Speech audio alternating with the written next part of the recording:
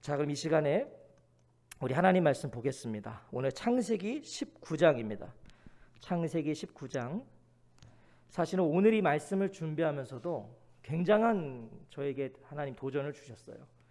창세기 19장 오늘 1절부터 14절까지 말씀입니다. 창세기 19장 1절부터 14절까지 말씀. 우리 한 절씩 교독하겠습니다. 제가 먼저 창세기 19장 1절을 읽겠습니다.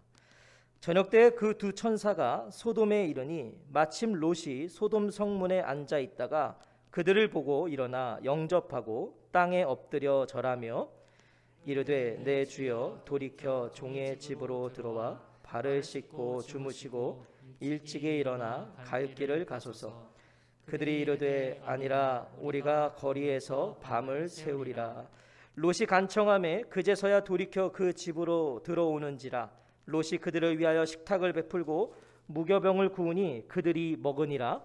그들이 눕기 전에 그 성사람 곧 소돔 백성들이 노소를 막론하고 원근에서 다 모여 그 집을 에워싸고 롯을 부르고 그에게 이르되 오늘 밤에 내게 온 사람들이 어디 있느냐 이끌어내라. 우리가 그들을 상관하리라.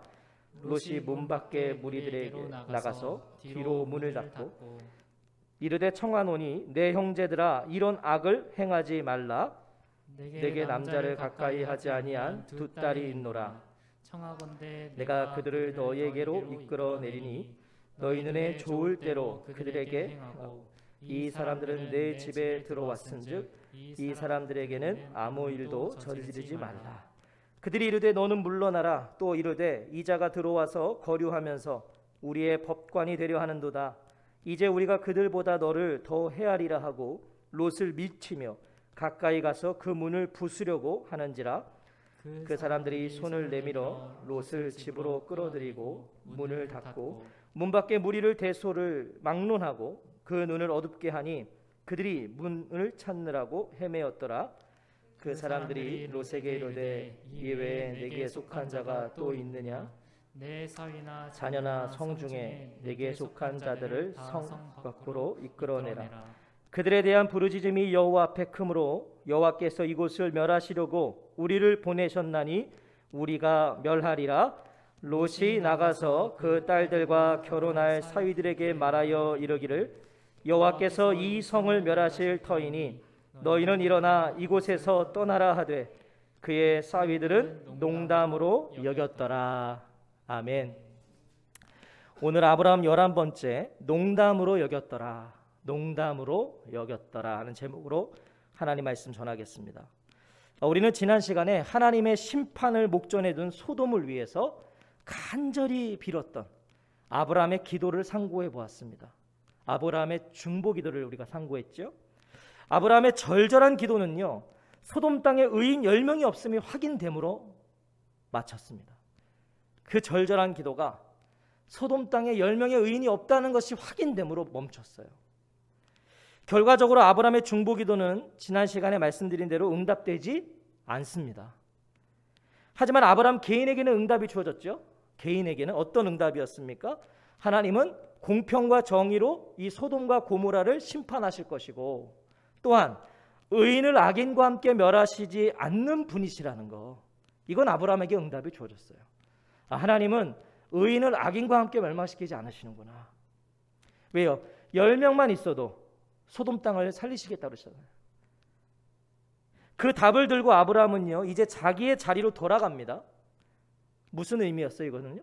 이제 모든 결정은 하나님께 있다는 걸 고백하는 거예요. 돌아가는 거예요, 자기의 자리로. 그리고 이어지는 것이 죄악으로 가득한 이 소돔의 실상을 적나라하게 밝히고 있는 오늘 본문입니다. 오늘 본문 참 중요한 본문인 것 같고 저에게도 많은 도전이 되었고 사실 이 본문을 준비하면서 예배에 대한 그런 무거운 마음도 갖게 된 거예요. 22절에서 하나님과 아브라함을 떠나 소돔으로 향했던 두 천사가 저녁 때에 소돔에 도착합니다. 저녁에. 1절입니다. 저녁 때에 그 두 천사가 소돔에 이르니 마침 롯이 소돔 성문에 앉아 있다가 그들을 보고 일어나 영접하고 땅에 엎드려 절하며. 자, 두 천사가 도착한 시간이 저녁이었다고 말씀하고 있어요. 저녁이었다. 이것은 사실 더 정확히 말하면 두 천사는 저녁 시간에 맞춰서 소돔에 도착했다는 것입니다. 그러니까 의도를 가지고 저녁에 왔다는 거예요. 자, 두 천사가 소돔에 온 이유가 무엇입니까? 우리가 앞에서 나누었어요. 왜 소돔에 갔습니까? 창세기 18장 20절과 21절을 보면 여호와께서 또 이르시되 소돔과 고모라에 대한 부르짖음이 크고 그 죄악이 심히 무거우니 내가 이제 내려가서 그 모든 행한 것이 과연 내게 들린 부르짖음과 같은지 그렇지 않은지 내가 보고 알려 하노라. 자, 두 천사는 왜 갔습니까? 소돔의 죄악을, 그 죄악상을 확인차 갔어요. 자, 그래서 밤에 온 것입니다. 지금 밤에. 왜요? 추악한 범죄는 낮보다 밤에 더 이루어져요. 더 일어나는 거잖아요. 밤에. 소돔의 민낯을 보고자 했던 것입니다. 그래서 밤에 온 거예요. 지난 시간에도 말씀드렸지만 이 부분에서 저는 두 천사가 밤에 왔다. 왜요? 소돔의 죄악상, 민낯을 보려고 밤에 왔다라는 이 부분에서 저는요, 오늘날 이 시대가 소돔과 고모라 그 이상이라는 걸 저는 다시 한번 확인하게 되었어요. 이 시대 말이죠. 분명 죄는요, 낮보다 밤에 더 많이 일어납니다. 그게 사실 죄의 속성이에요. 죄의 특징입니다. 하지만 오늘날은 어떻습니까? 그렇지가 않아요. 오늘날 뉴스를 보세요. 저는 최근에도 경악을 금치 못하는 뉴스들이 많은 것 같은데, 벌건 대낮에도 이제는 말도 안 되는 악한 행위들을 하고 있어요. 벌건 대낮에도. 우리는 그것을 심심치 않게 지금 확인하고 있다는 것이죠. 이제 밤에만 사건이 일어나는 게 아니에요. 대낮에도 우리의 상상을 초월하는 일들이 일어나고 있다는 것이죠. 더 소돔이에요. 더 고모라가 된 것이 분명합니다. 이 시대는. 죄는 갈수록 악해져 가기 때문이에요. 죄는. 이제 우리가 사는 이 시대는 더 좋아질 리는 없습니다. 더 악해지는 겁니다. 자, 그런데 두 천사가 소돔에 도착했을 때 마침 롯이 소돔 성문에 앉아 있었다고 그래요. 하지만 이것도 더 정확한 의미는요, 롯이 마침 성문에 앉아 있었다는 것이 아니라요, 롯은요 늘 하던 대로 그곳에 앉아 있었다는 겁니다. 그러니까 롯은 그냥 늘 그 자리에 있었어요. 당시 성문은요 도시 생활의 중심이었습니다. 이 성문 앞에서는요 모든 상거래가 일어났어요. 사업 거래도 했고요, 민원들도 해결했고요. 무엇보다 이 장로들은요 이 성문 앞에서, 성문에서 법적인 문제들, 정치적인 사건들 의논하는 곳이었어요. 그러니까 이곳은 거의 이 중심지고 센터였던 것이죠. 지금 롯이 늘 있던 곳에 앉아 있었다라는 말씀은 그럼 무엇입니까? 롯의 신분을 말해주는 거예요. 롯이요 9절을 보면요, 롯에게 이렇게 말해요. 9절에서도 우리의 법관이 되려 하는도다, 이렇게 얘기하거든요. 이거 사실은 실제로 롯은요 소돔의 법과 정치와 상업에 깊이 참여하는 위치에 어느 정도 있었다는 거예요. 그러니까 롯은 소돔에서 어느 정도 안정적인 지위를 갖고 있었던 거죠. 롯이 소돔에 얼마나 잘 정착해서 살고 있었는지를 오늘 1절은 말해주는 거예요. 객지였어요, 소돔은 롯에게. 그런데 그 객지였던 소돔에서 잘 흡수되기 위해서 롯이 얼마나 부단히 애썼는가, 그가 얼마나 열심히 살았는가, 그걸 지금 가르쳐 주는 것이죠. 소돔에 방문한 두 손님을, 두 천사죠. 이 두 손님을 본 롯은요 아브라함이 그랬던 것처럼 일어나 환영을 합니다. 그리고는 겸손하고 정중하게 자신의 집으로 오셔서 발을 씻고 하룻밤을 묵으라고 청해요. 손님을 환대한다는 당시의 관습에서 나온 당연한 마땅한 반응이죠. 당시의 고대 근동에서는 손님을 잘 환대해야 되잖아요. 하지만 지금 이 모습은요 자연스럽지가 않습니다. 보세요. 소돔에 방문한 두 손님을 보고요 롯이 가장 먼저 그들을 맞이했다는 거, 이게 자연스럽지 않다는 거예요. 엄연히 따지고 보면 롯도 소돔에서는 뭐죠? 객입니다. 객. 롯도 소돔에서는 객이에요. 객지잖아요. 객지. 어느 정도 위치에 올랐다고는 하지만 지금 이 환영은요 롯보다는 본래 소돔 사람들이 해야 마땅한 거였어요. 본래 소돔인들, 그들이 했어야 돼요. 하지만 아무도 이 두 천사, 두 손님을 맞이하지 않았던 겁니다. 아무도. 그것이 소돔의 상태였다는 거예요. 소돔은 이미 썩을 대로 썩어서요, 마땅히 해야 할 이 기본적인 일에도 아무도 관심이 없었다는 것이죠. 소돔 사람들은. 그래도 롯에게는 소돔 사람들과 다른 가치관이 남아 있었다는 걸 우리가 알 수 있는 거예요. 그래도 롯은 소돔 사람들과는 조금은 다른 가치관이 있었어요. 그래서 그들을 맞이한 것입니다. 롯이 처음부터 맞은 거 아니에요. 롯도 아마 기다렸을 거예요. 객이니까. 아, 소돔 사람들이 먼저 하겠지. 근데 아무도 안 하니까 롯이 한 것이죠. 자, 그런데 이 더 자연스럽지 않은 것은요, 이 두 천사의 반응입니다. 자기 집에서 하루 머물다 가시라는 이 롯의 요청을 어떻게 하죠? 거절해버려요, 이 천사들이. 아니라 우리가 거리에서 밤을 새우리라. 우리는 그냥 길에서 하룻밤을 묵고 갈 거라고 그럽니다. 자, 왜 이런 대답을 했는지는 우리가 알 수가 없어요. 정확히 왜 이 두 천사가 거절했는가 알 수는 없어요. 하지만 두 천사가 소돔에 온 이유를 우리가 생각해 보면 아마도 이 두 천사는요, 길에서 잔다고 그랬잖아요. 지금 밤새 소돔에서 벌어지는 일을 확인하고 싶었던 거예요. 그들은 그것 때문에 왔거든요. 그러니까 길에서 자기들이 묵어야 그 실상을 볼 수 있다는 거예요. 이 두 천사의 거절에요, 롯은 물러서지 않습니다. 계속 간청해요. 아니라 우리 집 가서 하룻밤 묵어달라고. 자, 롯이 왜 이토록 간절히 권했을까요? 길에서 자겠다는 객들에게 왜 이렇게 간절하게 권했을까요? 롯은요, 누구보다 소돔을 알았기 때문이에요. 롯은 소돔이 어떤 곳인지를 알잖아요. 밤에 길거리에서 자면 안 돼요. 무슨 험한 일을 당할지를 모른다는 걸 알고 있었던 거예요. 두 손님이 거리에서 지내면 어떤 일이 벌어질지를 롯은 알기 때문에 도저히 그럴 수 없었다는 것이죠. 그러니까 계속 간청하는 거예요. 롯은 악독한 소돔 땅에서 이 두 손님을 보호해주고 싶었던 거예요. 아브라함을 떠나 소돔에 사는 롯은요, 분명 문제가 있어요. 사실 롯이 소돔에 간 것은 문제가 있잖아요. 그리고 아브라함이 전쟁에서 다시 구출해 줬을 때도 다시 소돔 간 거잖아요. 롯은 그것이 좋으니까. 문제가 있어요. 그런데 아까도 말씀드린 대로 적어도 소돔 사람들과는 조금은 달랐다는 거예요. 역시나 롯의 너무도 간절한 요청에 두 천사는 롯의 집에 들어갑니다. 그리고 롯이 차려준 식사를 먹어요. 그리고 이제 시간이 늦었으니까 잠을 청합니다. 그런데 바로 그때 소돔의 실상을 확인할 수 있는 일이 일어납니다. 4절과 5절을 보시면 그들이 눕기 전에 그 성 사람 곧 소돔 백성들이 노소를 막론하고 원근에서 다 모여 그 집을 에워싸고 롯을 부르고 그에게 이르되 오늘 밤에 내게 온 사람들이 어디 있느냐 이끌어내라 우리가 그들을 상관하리라. 젊은이와 노인 할 것 없이 소돔의 모든 남자라고 표현합니다. 그러니까 엄청난 남자들이 온 거예요. 지금 수에 모든 남자들이 몰려와서 롯의 집을 둘러싸기 시작합니다. 분명 두 천사가 소돔에 왔을 때는요, 다 나몰라라 했잖아요. 처음에 성문에 왔을 때 아무도 반기지 않았잖아요. 맞이하지 않았어요. 그랬던 자들이 깊은 밤이 되니까 이 두 사람을 아는 채 하러 옵니다. 지금 이 상황이 이해가 되세요?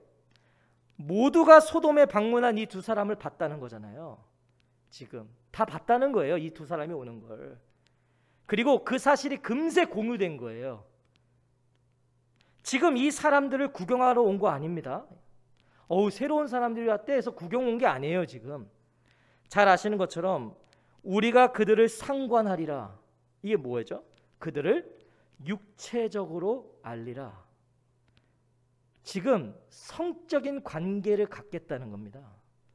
이 두 사람과 남자들이, 젊은이와 늙은이 할 거 없이 남자들이 와서 그들을 상관하리라. 자, 노소를 막론한 남자들이에요. 지금 동성애를 말하는 겁니다. 동성애. 소돔이 얼마나 타락했는지가 보이십니까? 지금 동성애가 그들의 타락의 정도를 말해주는 거 아니에요? 지금 동성애를 제가 말하는 게 아니에요. 동성애가 그들의 타락을 말해주는 게 아니고 지금 그들의 타락의 정도를 말해주는 건 소돔의 진짜 타락은 뭐예요? 모든 사람이 죄를 공유하고 있었다는 거예요. 지금 범할 수 있는 사람이 왔다는 거예요. 새로운 사람이 왔다는 거예요. 이게 금세 퍼져서 몰려왔다는 거 아니에요. 지금 죄를 공유하고 있었단 말이에요. 새로운 남자들이 왔다는 것이 삽시간에 퍼졌다는 거 뭘 의미합니까?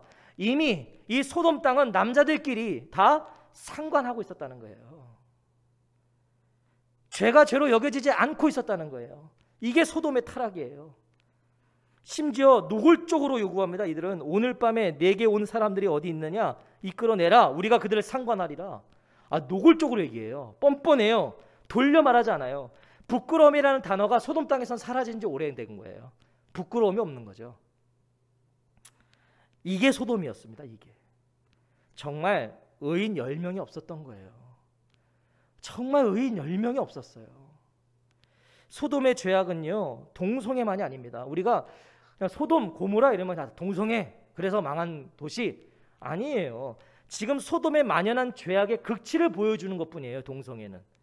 예레미야 23장 14절을 보면 이렇게 증언해요. 그들은 간음을 하고 거짓말을 한다. 악행을 저지르는 자들을 도와서 어느 누구도 죄악에서 떠날 수 없게 한다. 내가 보기에 그들은 모두 소돔 사람들과 같이 되었고 예루살렘의 주민은 고모라 백성과 같이 되었다. 소돔과 고모라는 뭐예요? 간음했고 거짓말했고 악행을 저질러서 그 악행을 저지르는 자들을 또 도와주고 만신창이었다는 거예요. 에스겔서 16장 49절 50절도 이렇게 증언해요. 내 동생 소돔의 죄악은 이러하다. 소돔과 그의 딸들은 교만하였다. 자, 소돔의 죄악은 교만도 있었어요. 또 양식이 많아서 배부르고 한가하여 평안하게 살면서도 가난하고 못 사는 사람들의 손에 붙잡아주지 않았다. 가난한 사람들 멸시했어요. 오히려 그들은 교만하였으며 내 눈앞에서 역겨운 일을 하였다. 그러므로 내가 그것을 보고는 그들을 없애버렸다. 소돔은 죄란 죄는 다 있었던 거죠. 소돔의 죄악은 동성애만이 아니었다는 거예요. 동성애는 소돔 땅의 이 만연한 죄악의 열매였던 거예요. 동성애는. 죄는 반드시 성적 타락을 불러오잖아요. 죄는 반드시 성적 타락을 불러와요. 오늘날 이 동성애 문제는요 매우 민감한 문제 가운데 하나입니다. 이 문제를 말하는 것이 어렵고요. 이제는 그것이 문제라고 말할 수 없도록 하는 시도들이 지금 진행되고 있죠. 이것이 문제다, 죄다라고 말할 수 없게끔 만드는 시도가 진행되고 있잖아요. 심지어 오늘날에는요 이것을 인정하며 의식 있는 사람이라고 그래요. 그래도 생각 있는 사람. 그렇지 않으면 무식한 사람이라고 평가돼요. 동성애에 대해서 비난하고 그것은 죄다라고 말하면 의식 없는 사람. 하지만 성도에게는요 그런 세상의 기준보다 더 중요한 기준이 있죠. 우리에게는 하나님 말씀입니다. 세상이 뭐라고 떠들어도 적어도 성도에게는 그 이상의 기준이 있단 말이에요. 그 말씀을 넘어서는 권위와 기준은 적어도 성도에게는 없단 말이죠. 이것이 이 성경이 우리에겐 최고의 권위잖아요. 하나님은 분명히 말씀하셨어요. 레위기 18장 22절에 보면 너는 여자와 동침함 같이 남자와 동침하지 말라. 이는 가증한 일이니라. 레위기 20장 13절에서도 누구든지 여인과 동침하듯 남자와 동침하면 둘 다 가증한 일을 행함인즉 반드시 죽일지니 자기의 피가 자기에게로 돌아가리라. 로마서 1장 26절과 27절에서도 이 때문에 하나님께서 그들을 부끄러운 욕심에 내버려 두셨으니 곧 그들의 여자들도 순리대로 쓸 것을 바꾸어 영리로 쓰며 그와 같이 남자들도 순리대로 여자를 쓰기를 버리고 서로 향하여 음욕이 부릴 듯하며 남자가 남자와 더불어 부끄러운 일을 행하여 그들의 그릇됨에 상당한 보응을 그들 자신이 받았느니라. 또 고린도전서에 이렇게 보면 남색하는 자 지적하고 있단 말이죠.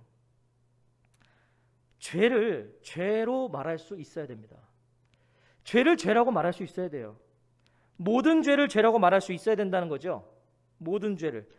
무엇보다 성경이 죄라고 말씀하시면 그것이 죄라고 말해야 되는 거예요. 그것이 죄가 아니라면 성경에 기록된 이 말씀들을 다 어떻게 해야 돼요? 지워버려야죠. 의식 없는 목사라는 말을 들어도 수준 낮은 기독교인이라는 소리를 들어도 우리는 말할 수 있어야 되잖아요. 그것이 성경의 가르침이기 때문이에요. 그건 잘못된 것이다. 그것은 하나님께 반하는 것이다. 하지만 우리가 동시에 착각해서는 안 되는 것이 있습니다. 소돔과 고모라의 멸망이 동성애로 인한 것이라는 생각, 이건 우리가 또 착각하면 안 돼요. 소돔과 고모라의 멸망은 동성애 때문이 아니에요. 동성애를 포함한 만연한 죄악으로 인한 거잖아요. 자, 이게 무슨 의미겠어요? 이 만연한 죄악들 가운데 가장 소돔 땅을 장악하고 있던 죄악이 동성애였던 것뿐이에요. 동성애만 죄가 아니잖아요. 하나님 앞에서 떳떳하지 못한 모든 게 죄입니다. 그러니까 동성애가 가장 나쁜 죄가 아니에요. 죄는 다 똑같으니까. 덜하거나 더한 것도 없어요. 죄는 다 똑같아요. 그래서 모든 죄는요, 죄라고 말할 수 있어야 돼요. 뭐만 말하면 안 된다. 뭐는 죄라고 말해도 되지만 이것은 죄라고 말하지 말아라. 이거 자체가 모순이죠. 모든 죄는 하나님 앞에서 회개해야 할 일입니다. 모든 죄는 회개하고 올라오는 그 죄의 욕구를 누르며 살아가는 거, 이게 성도의 자세예요. 동성애자도 마찬가지입니다. 복음의 대상이에요. 동성애자도 그들도요, 구원받아야 될 영혼이에요. 하나님 앞에 나와서 믿음을 고백해야 될 자들이고 자신의 죄를 죄로 인정하며 회개해야 될 자들이에요. 그리고 일평생 그 욕구를 누르면서 하나님의 말씀을 따라 살아야 되는 거죠. 그런 사람을 하나님은 의롭다 여겨주시는 거예요. 나에게 그런 욕구가 있어요. 그런데 내가 이걸 누르고요. 왜? 하나님 기뻐하지 않으시니까. 이걸 누르고 평생 주님 말씀 따라 사는 거예요. 그럼 의롭다 여긴다니까요, 하나님이요. 우리도 마찬가지입니다. 이성을 보며 음욕을 품을 수 있어요. 품죠. 품는다고요. 하지만 그것을 좇지 않는다는 거죠. 결혼하여 아내가 있어요.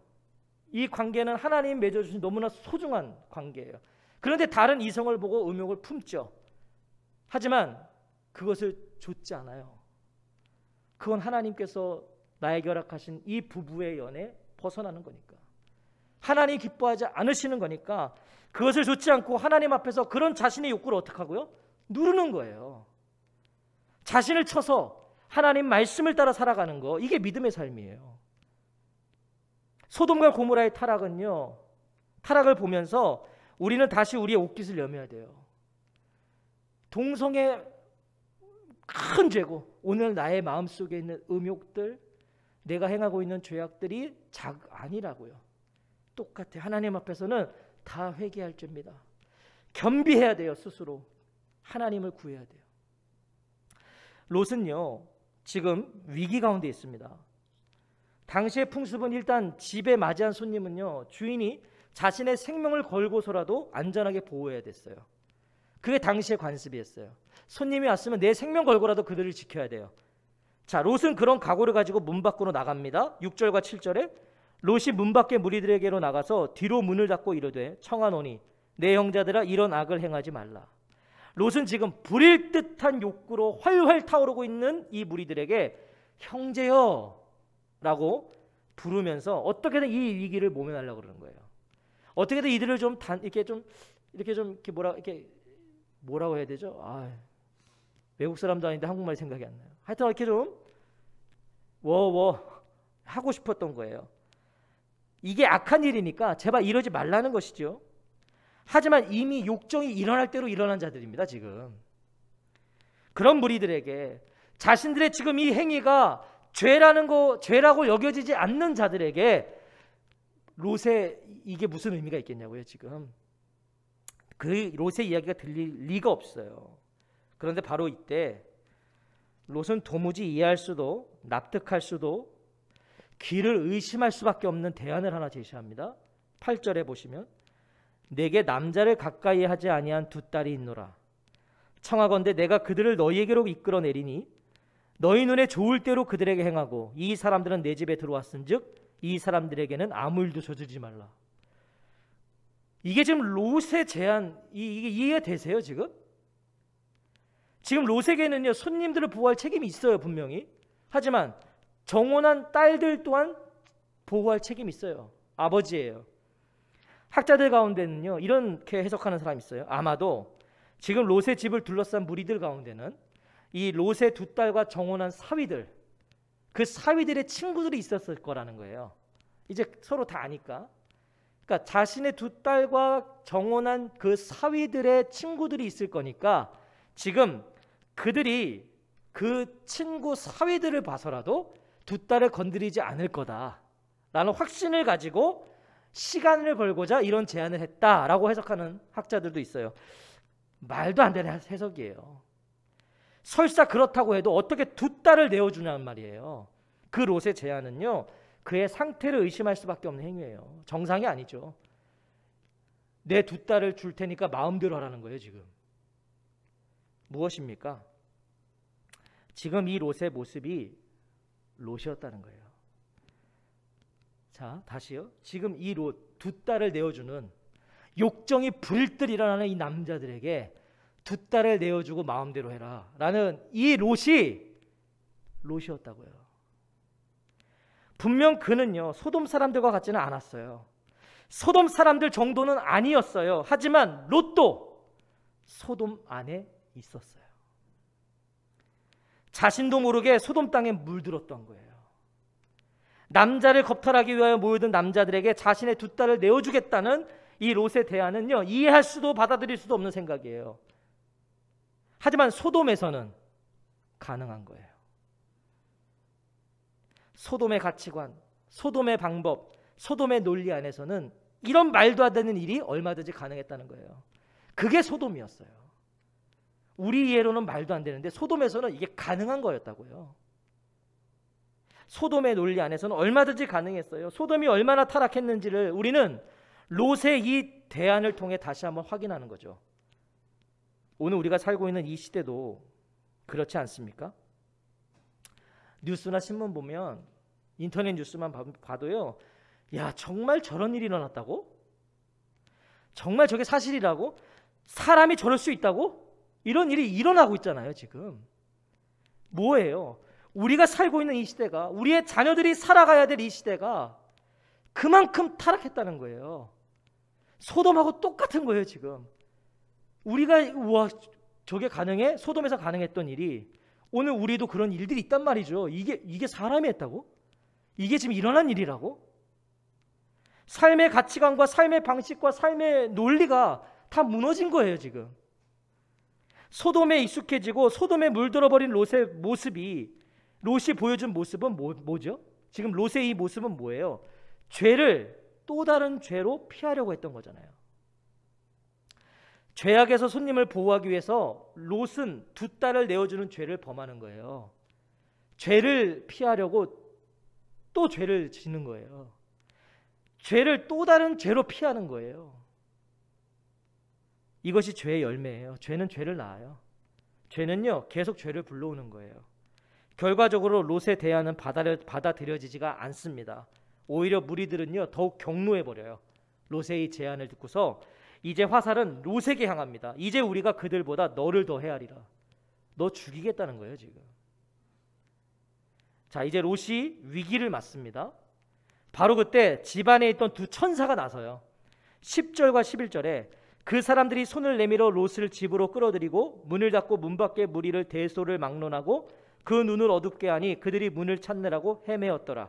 천사들은 롯을 집 안으로 끌어들인 다음에 대문 앞에 모여든 모든 남자들을 쳐서 눈을 멀게 해요.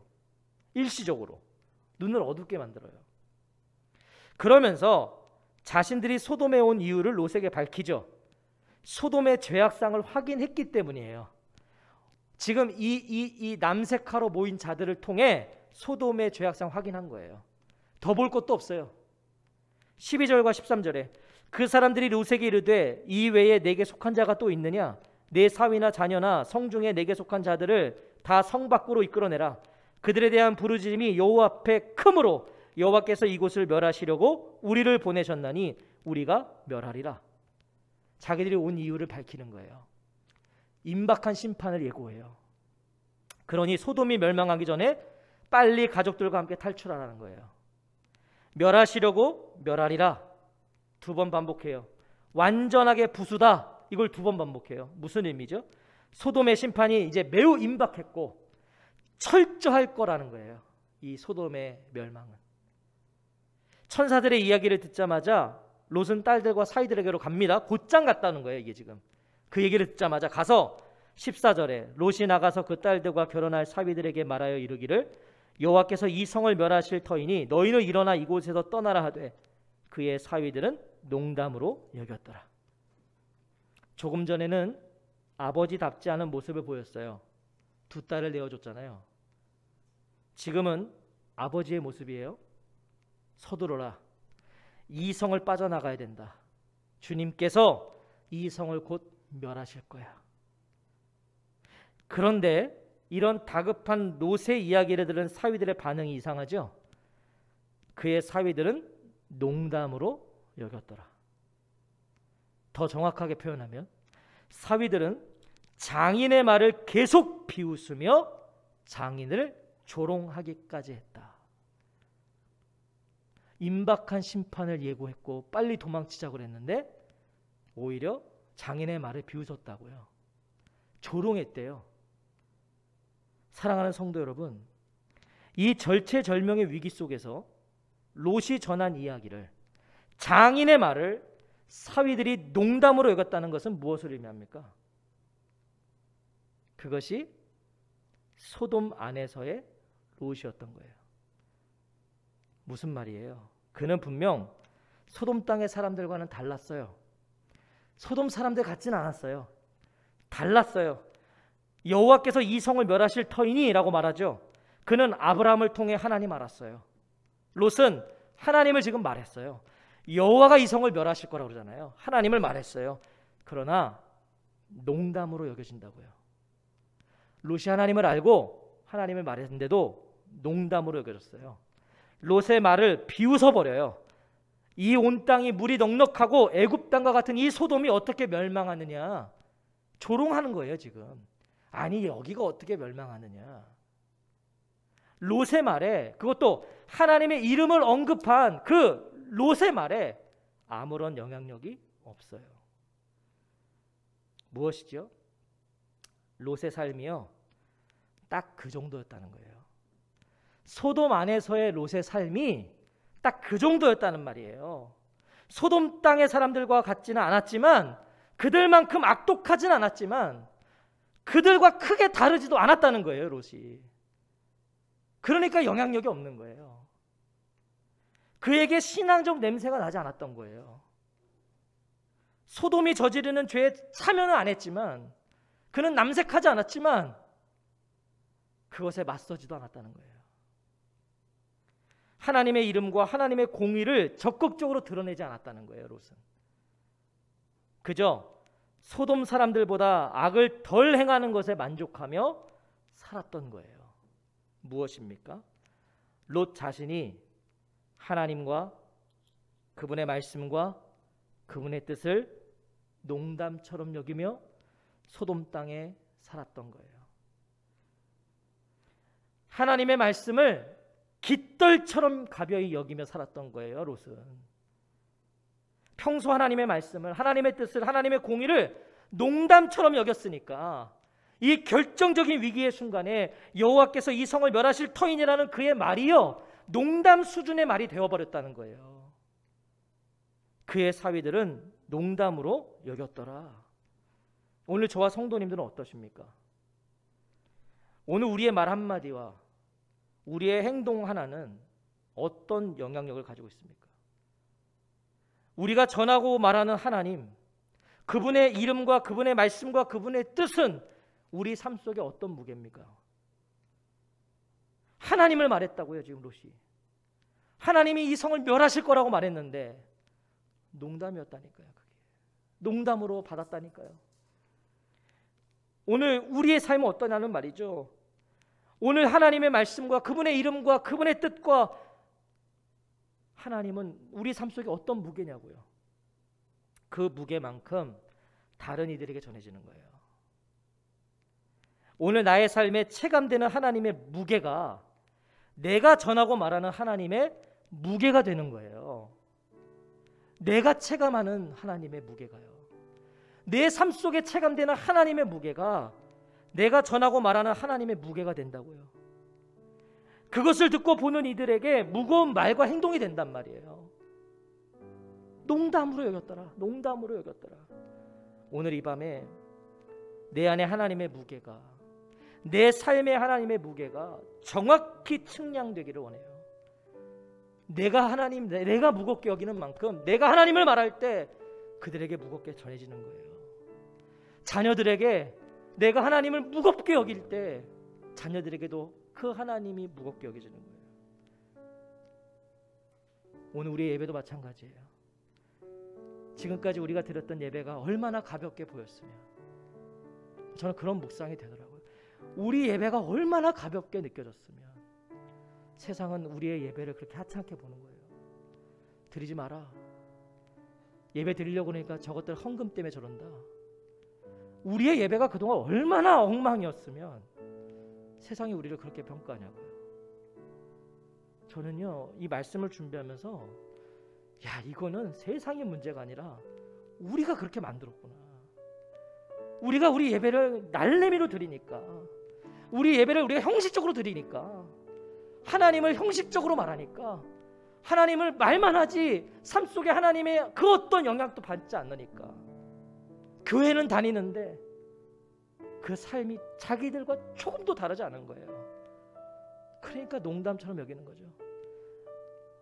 과거에 예수천당 불신지옥 했을 때 한국교회 엄청난 부흥이 일어났어요. 왜 그랬을까요? 그때는 그게 무거웠던 거예요. 예수천당 불신지옥을 외쳤던 그 자들이 정말 이 땅이 천당같이 안 살았던 거예요. 근데 오늘날 크리스천들은요, 여기가 천국처럼 살아요. 여기가 천당처럼 살아요. 근데 하나님 나라 말하고 천국 말하니까 세상이 농담처럼 여기는 거예요. 하나님 나라 말하는데 여기가 다인 것처럼 살거든. 지금 자기들하고 똑같이 살거든요.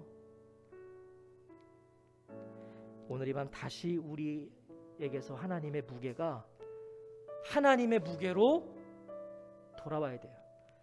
하나님의 자리에 하나님이 계셔야 돼요. 그분을 무겁게 여기고, 그래서 우리 한마디가 저들에게도 무겁게 여겨지도록 오늘 이 밤에 그 결단과 고백이 저와 성도님들 가운데 일어나기를 주님의 이름으로 축원합니다. 아멘.